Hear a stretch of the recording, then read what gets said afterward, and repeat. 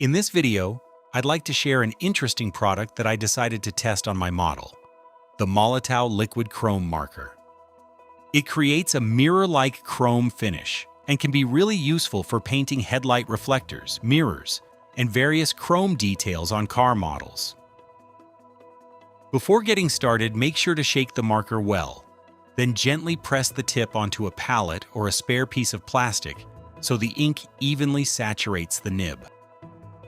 Next, carefully apply a smooth, thin layer of chrome to the reflector inside the headlight housing.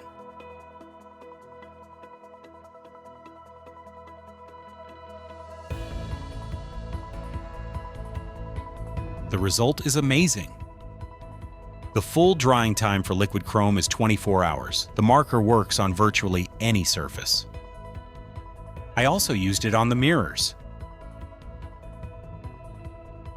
I hope you enjoyed this video. Don't forget to like and subscribe to our channel. Thanks for watching, and see you next time.